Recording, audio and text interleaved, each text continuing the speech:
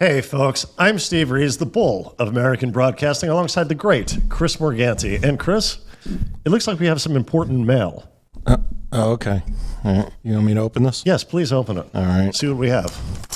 Not often we get anything in the post, as they say. I just tore it. Okay, we'll just be very careful. I'm out of practice opening envelopes. I don't get much mail these days. Let's see. Dear the Rees Company, it has come to our attention here at YouTube that your channel has reached 150 subscribers. We don't ordinarily mark such a lame, quote-unquote, achievement. After all, most people who post content to our platform have enough friends, loved ones, and peers who respect them to hit 150 subs easily within days of their first upload. Not true.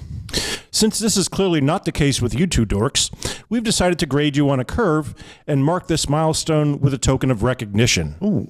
Enclosed, please find a play button pried off the front of a DVD/VHS combo player. Best regards, YouTube. There it is. I don't know. Is that what that is? I can't tell. It looks like it. Oh, yeah, it has the play symbol on it. All right, we did it. Huh. I guess that's nice of them in a backhanded way. Yeah. You see, now, YouTube may think this is worthy of mockery, but this means a lot to us. So we thought we'd celebrate with a look back for longtime viewers and a primer for any new sets of eyes. We're going to relive some old stuff. We do have something new, and later on, we're going to see something that hasn't been available for a few years. So please stick around for that. You know, we're still 20 below Ralph Williams in terms of subscribers. It's insulting. It is. It's insulting. Now, do you think people are turned off by our homosexual lifestyle? Do you think that they're so busy gay bashing that they won't watch the show? Do you think that's an issue? I don't know what's going on over here. I hear you. We shouldn't claim to be gay if we're not. We might get accused of some sort of appropriation. Yes. Or, yes. Yeah. God knows you don't need a bunch of other F words trying to cancel us. Am I right, Steve? Don't leave me hanging. To your point, Chris, based on our YouTube analytics and our vague understanding of them, most people find our channel by searching for a particular made-for-TV movie or a certain actress. So when they click on one of our episodes, folks don't know what they're getting is a couple of middle-aged men taking pot shots at motion pictures that were made for women who were our age 40 years ago. So we've kind of stacked the deck against ourselves in that regard. There's no outward, or even as some might say, even inward indication that this is a comedy show.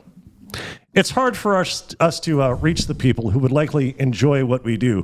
So if you are a regular viewer and you enjoy the show, please know that it's not lost on us how unlikely you were to find us, and we appreciate you. And speaking of appreciation, I'd like to send a shout out to our good friend Karen from Philly for having this T-shirt made for me as a birthday gift. We greatly appreciate it. Very nice. It's very cool. And we know we also owe some folks some shirts, so we have to get more of these made pretty soon. So we're going to, as I said, we're going to take a look back. Okay. Why are you looking at me? I'm just including you in the program. Yeah, all right. Okay. Well, the first clip is a great example of that gap between the nature of our source material and our sense of humor. In episode 24, we took a look at The Loneliest Runner, in which Michael Landon turns a childhood full of bedwetting into a career as an Olympic athlete. Chris, you enjoyed a particular aspect of this movie. Okay, I'll take your word on that. What I liked about the football scene, Steve, was the music. Great soundtrack to this movie.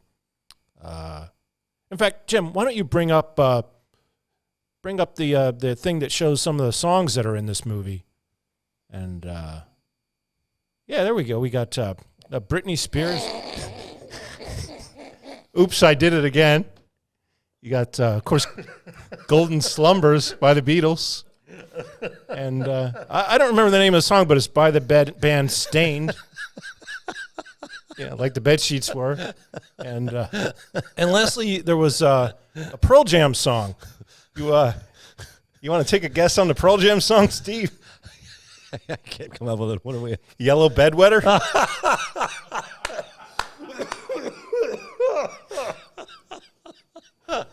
So yeah, good soundtrack of this movie. Yeah, filled with a genuine classic. Yeah. Now, for the first 24 or so episodes, we hadn't yet gone full screen on the clips that we watched. Instead, All right, they'd crack appear on open a small tepid box Genesee and watch the above picture. or below us. Should I start that over? Okay. So for the last 24, I got to start over again. For the first 24 or so episodes, we hadn't yet gone full screen on the clips we watched. Instead, they'd appear in a small box either above or below us. And we were still using that method during episode 23, which was based on 1991's A Violation of Trust. No, I don't remember this one. Well, that movie had a lot of twists. And you might remember it when we watched this clip. And all you need to know to understand what's going on here is at this point in the motion picture, there's an ongoing search for a missing teenage girl. Suspects. So now a man is seen running through the woods. Now, I don't know if he's running for his health or he's being chased by the rest of his Dire Straits tribute band. But he makes the obvious discovery. Let's see this. Yeah. You got to assume he takes this run every morning, right, Steve? That's probably his regular route. Yeah, you would think so.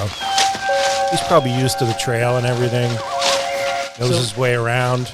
Yeah, if there was something abnormal, he would take notice of it. Yeah. Oh, duh. Oh, maybe not. Maybe not.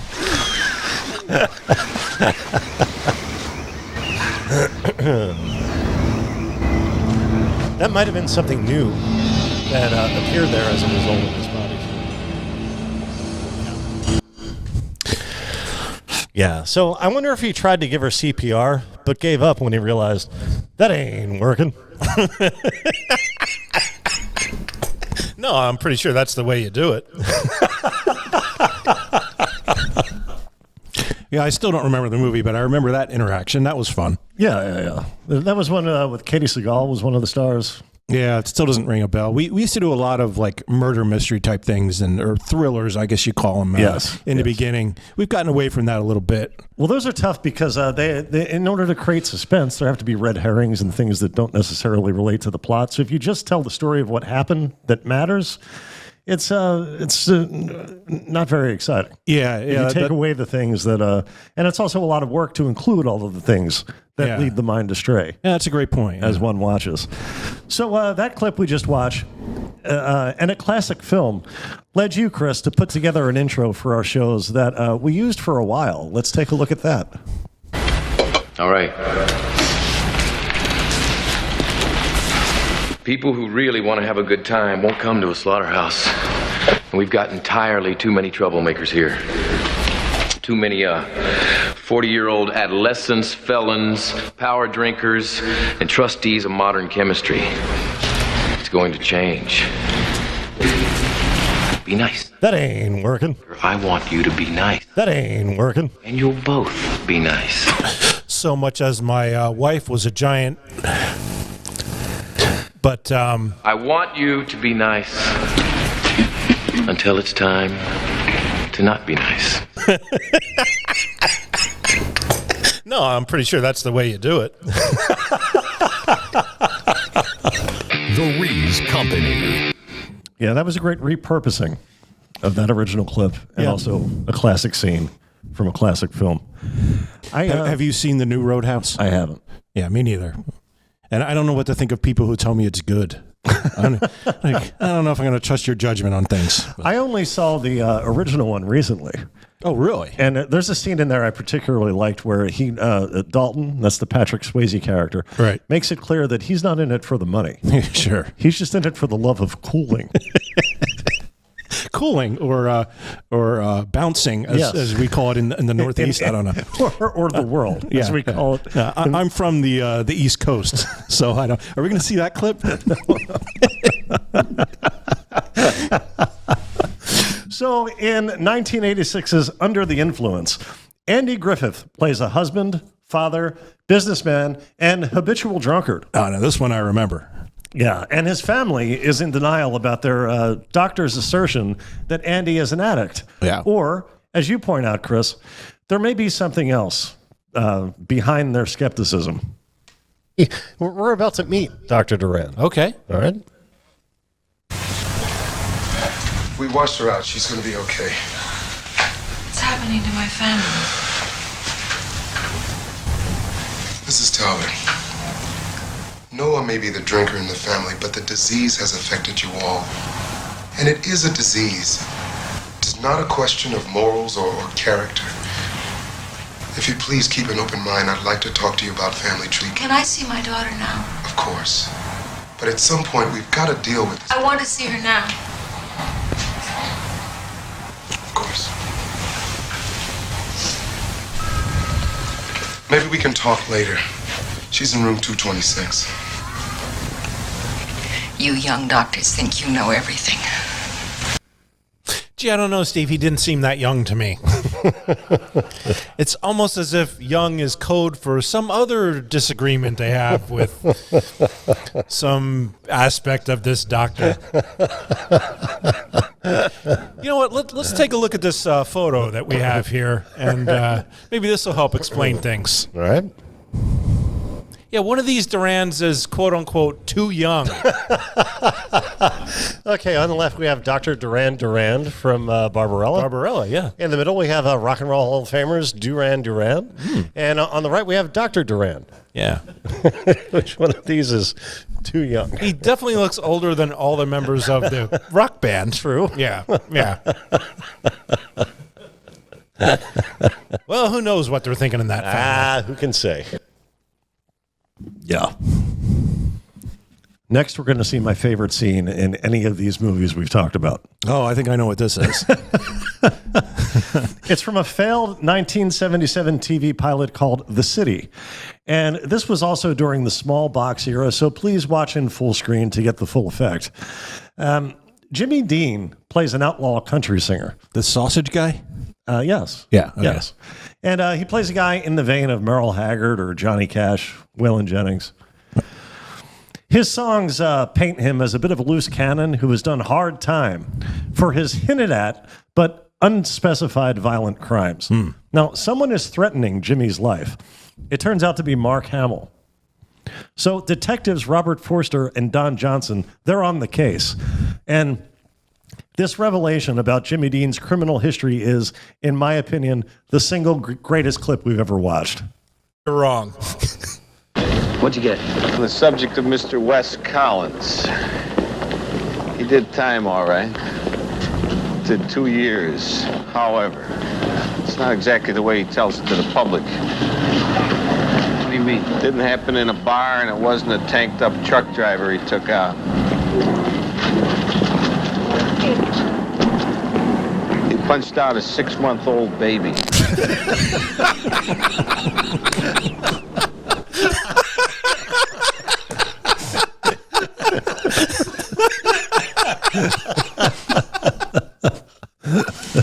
It's so perfectly shot and perfectly acted. The way Robert Forster steps into the sun just in time to drop the bomb, and then he walks away, leaving Don Johnson to just stand there for a moment to let that sink in. It's one of our, yeah. That's a great way to embellish a story you're telling. So that's a lot of poetic license taken there by Jimmy Dean. Now, in one of our most viewed episodes, we discussed a Lifetime movie called Fatal Error, starring Eric Roberts and Anne Heche, the latter of whom had recently passed away when we discussed it. Eric and Anne have been flirting online, and then one day, on a whim, Anne drives from Pittsburgh to Atlantic City to meet Eric unannounced. And the two have lunch. Also, in this clip, you get to hear me grossly mispronounce tragedy. Embarrassing. 40 years. Don't know what to say. I didn't think you'd come.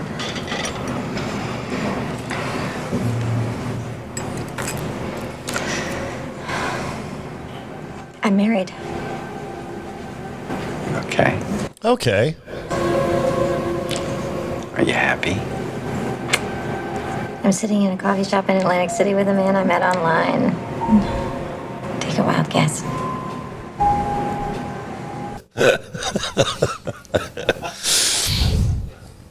Actually, it turns out none of this is an issue. Yeah. They get on like a house afire. A house that's afire, perhaps because someone drove into it.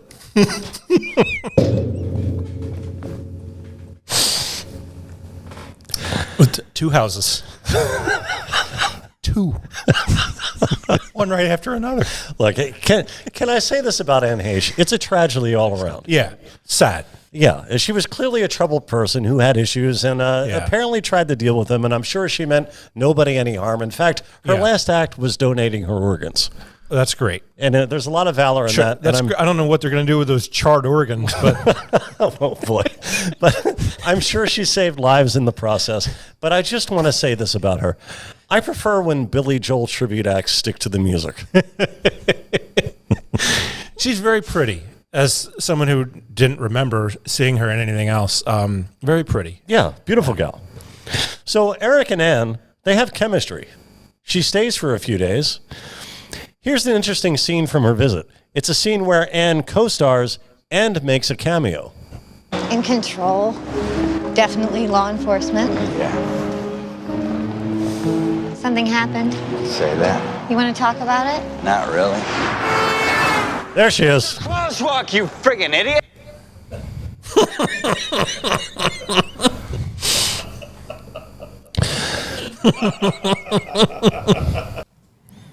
All right, that coincidentally was another episode, celebration episode. We reached 40 subscribers. yes, that's why I was drinking a 40-ounce beer. Yes. Yeah, not because I have a crippling alcohol addiction. Well, you won't listen to Dr. Duran because he's too young. So, my favorite part of that Fatal Error episode is an observation you made that had me laughing for days, and I still laugh when I think about it, Chris. This needs a little background. Anne falls pregnant, allegedly, and she also allegedly suffers a miscarriage. Now, in between those events, Anne had sent Eric a VHS of her sonogram. And he's starting to get a little mistrustful of Anne. So, on a visit to Pittsburgh, well, let's watch. Hospital. Hi. My girlfriend and I lost a baby a few weeks ago. I wondered if I could speak with a doctor that That's a very upbeat. Tanya. Pause it, please. Upbeat delivery of that line. Yeah. Hey, we lost a baby. So I'm in the neighborhood. I'm thinking, pop in.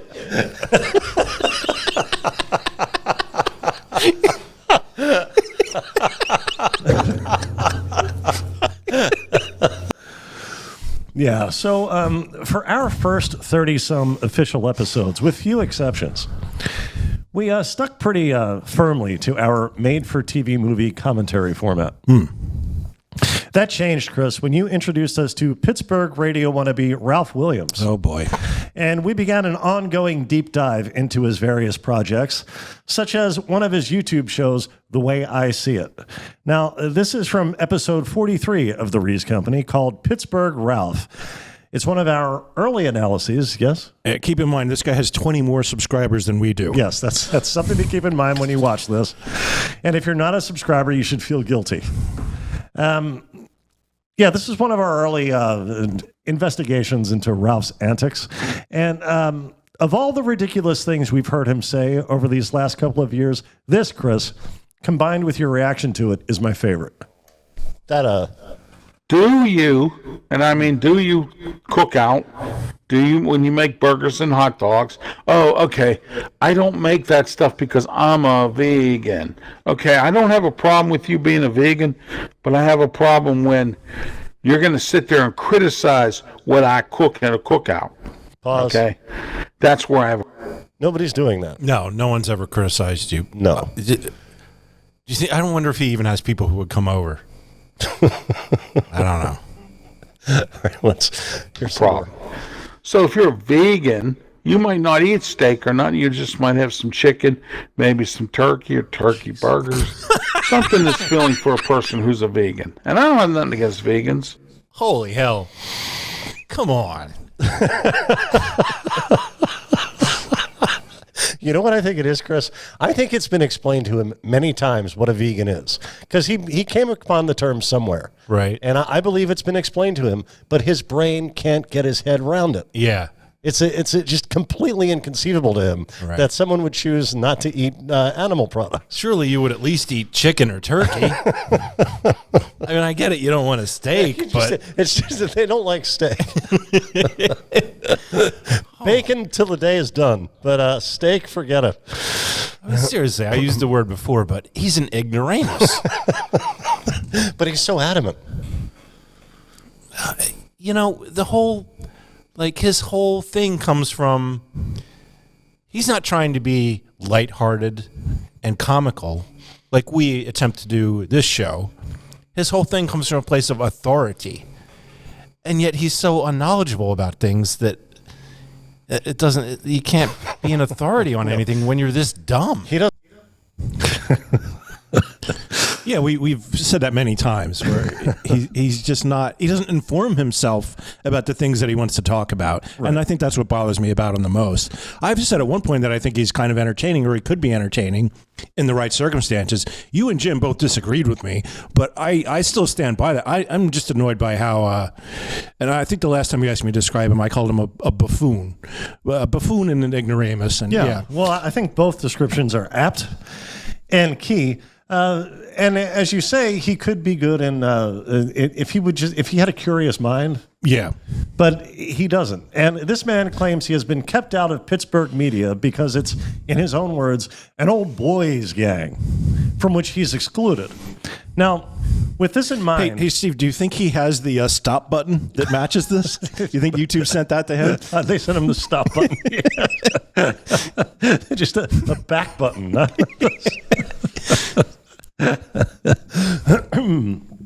But I'd like to jump ahead to just days ago on a YouTube show he does called Ralph's Opinion Local. And this is where Ralph discussed Kamala Harris's choice of a running mate. Now, shortlisted for the honor was Pennsylvania Governor Josh Shapiro.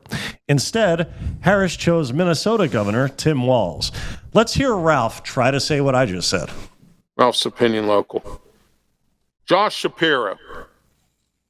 Well, you heard the news this past week that Josh Shapiro is not going to be the vice presidential candidate to run with Kamala Harris.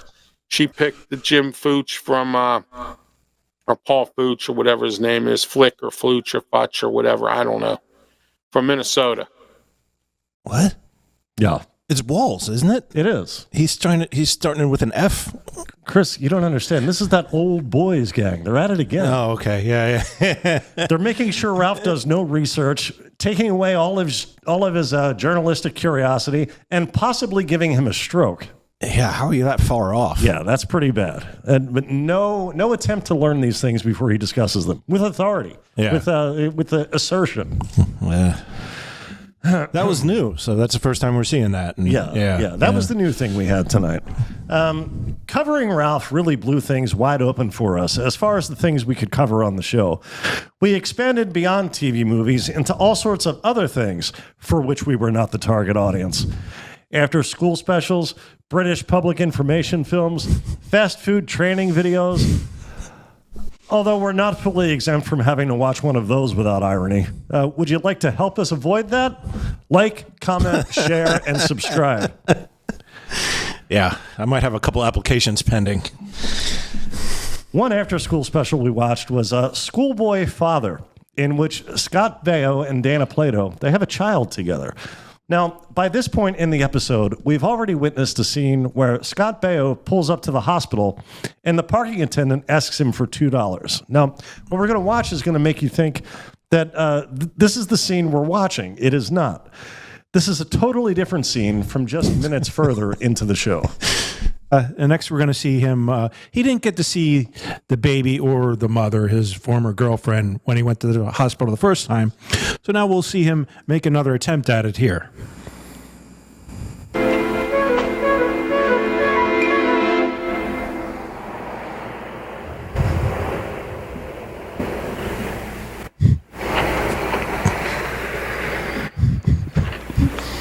That'll be $2. Again. Now we're all asking ourselves, why do that again? Right? What? And I think I figured out what's going on here, Steve. Okay.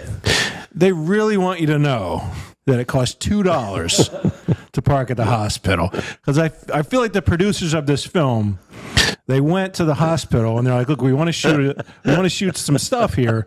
And the hospital's like, "All right, but look, we have one condition. You got to let people know that if they're going to come here, it costs $2 to park. You have no idea the problems we've been having. People try and write us checks. They show up with 50 cents and tell us they'll bring the rest tomorrow. They never come back." We had a board meeting last month. We spent the first 10 minutes talking about the parking situation. It's getting out of hand. So they just really had to put that in there. If you're going to go to this hospital, folks, bring $2. Very important. Yeah. Now, our original intention for the Rees Company was not to discuss made-for-TV movies and other media curiosities. Yeah, we really didn't have much of a plan going in. We trusted our talent, if you want to call it that, and right. We would see what happened. Yes, and we ended up 3 years later with 150 subscribers. that's one per week.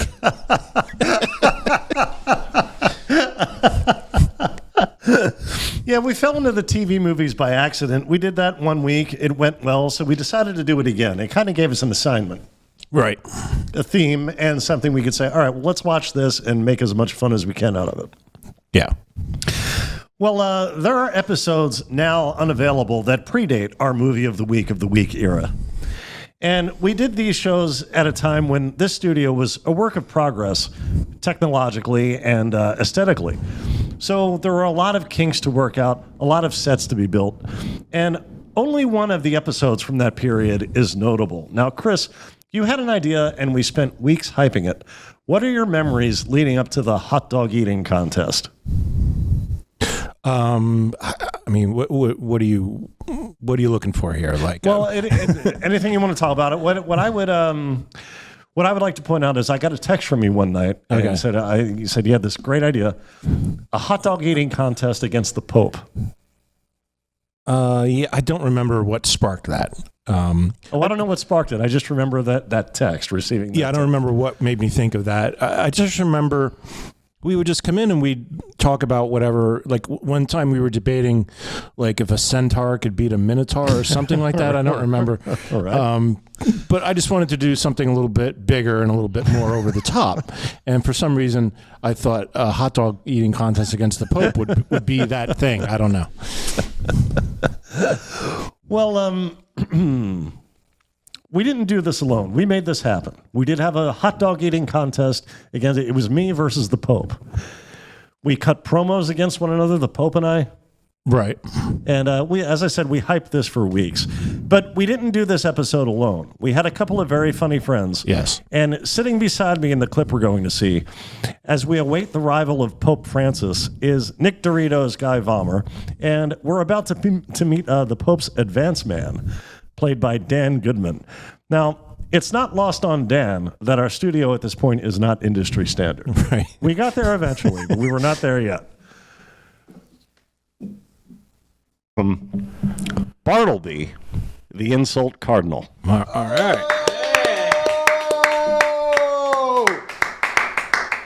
Anno dummies, what's up? It's the Vatican bad boy back in the house. Oh yeah. How you guys doing tonight? Good. I'm good. How you doing, Bartleby? I wish I could say I was doing good, but this place is a fucking dump. And I do charity work. That's insulting. Yeah? You think it's insulting? I'm going to tell the Jesuits, hey, don't bother with this place. Stay at the Bolivian mudslide. At least there's hope there. Hey, that's kind of insulting. Yeah. I'm an insult cardinal, dick. Look at this place. Even Home Depot doesn't have this most exposed sheetrock.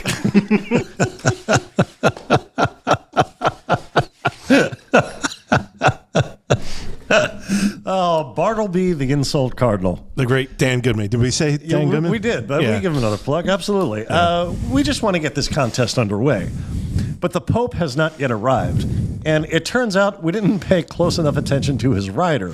And one of his demands has gone unmet. Vatican brand. How was your flight? Good. It's good to know. Just solid, yeah. JetBlue, it's fine. Oh, that's the best. Yeah. Where is the Pope? Well, I'm his opener, and I'm gonna let you know a secret. He's a bit of a diva. No. He had some demands. He's perfectly willing to come to Oak Lane for a hot dog eating contest, but he will not be mistreated. Oh, jeez. He needs some things to go with the contest. More things? I already had to go out and get baked beans. Yes, sure. And chili. Yeah. And sauerkraut and mustard. And I need to remind the people, this is a contest. Why are we consuming all these extra things? Is there more that he needs? Hey, you want to get the other Pope, Dick? He has one very specific demand. Oh, fair enough. 1 onion. The man likes onions. Now, you were just shitting on this place. You know we're in the middle of a food desert. I got to go out and find an onion somewhere. Yeah. Yeah, that's what happens when you invite the Vatican to your hometown. Shit gets fucked up. Steve, can I just say my acting in that clip was stellar. I agree. I was on it. I agree. And it's possible. That's embarrassing to watch. You don't think your acting was? You're being sarcastic. Yeah, that was terrible. Oh, I thought it was fantastic. I'm embarrassed by that. I thought it was fantastic. Man, so you ready to see the Pope's big entrance? I don't remember this at all, but it's like 3 years ago, right? Yeah. It's been just about 3 years ago. Yeah. Oh, yeah. Let's watch as at last the Pope makes his appearance. Mouth, bull. Okay. You shut your damn mouth. There's going to be kids on Oak Lane wearing Steve Rees won a hot dog eating contest, like the things that they send to Africa. Right. Okay? Yeah. You know what I'm saying? Yeah. In your dreams. So without further ado, let's bring the big man to the stage. The Sultan of Sacrament. The boss of the cross. The papal, so sweet, he should be named Maple. Put yourself in a lather for your holy father. Bring it up for the Pope. All right. Friendly applause. I'm offering friendly competition. Show him how it's done, boss. Sportsmanship. It's good to be here. You feel that electricity? It's a dynamic man. I think it's static electricity due to the quick change. Do we have the onion? I'm not sure. Boss, we're a little unclear about the onion. It's a little, it's not, I know it's not what you're used to, but we're going to have to, you want the dogs, right? You eat hot dogs, you eat the baked beans, you eat the chili, and you eat the sauerkraut and the onions. This is understood by centuries of Western civilization. Also mustard. Listen, it's like when we brought religion to like these slobs. You gotta teach them about the onion. Is anyone drinking this beer? Oh yeah. All right. So you are Steve Rees? I am indeed the man himself, the bull of American broadcasting. I'm sorry. When do we begin? We begin shortly, but I want to get to know you. First of all, how was your flight? Bartleby said the flight was fine. JetBlue. You want to get to know me? Yes. I am the Pope. You have not heard of me. I've heard tell of the Pope, yeah. What do you want to know? Well, what are you into besides challenging people to contests and winning many of them, not all of them? Excellent question. Currently, I am into my new business venture. As Bartleby mentioned, the new vape shop.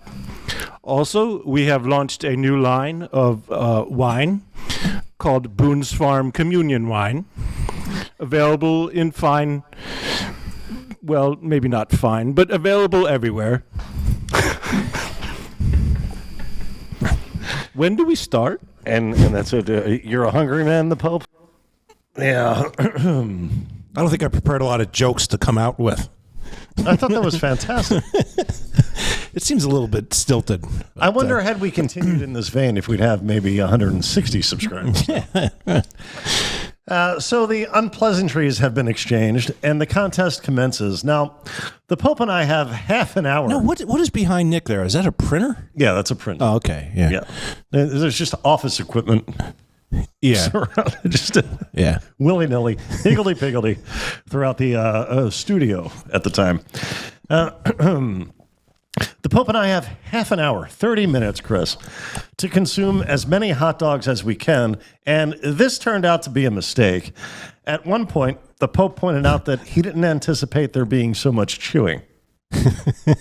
Yeah, because what I meant by that is it didn't allow any room for us to talk, I think. Right. And we are supposed to be hosting a talk show. Yeah, so that's a problem. You and I, or the Pope and I, weren't saying much, and that left Dan and Nick to do play-by-play on Right. two men having a late lunch. Yeah, not a lot of hot dogs were consumed. But they did a great job. But less than 10 minutes into the festivities, Nick and Dan make a valid observation. Emphasize enough, the energy in here is electric. It is a dynamic competition, the likes of which we've probably seen. I think a new rule for should be like the sketch can't last longer than it was planned. We've passed that bar many minutes ago. Yeah. So, any other thoughts on this episode? No, I just Dan and Nick did a great job. Yeah. Thank God they were there. It would have been.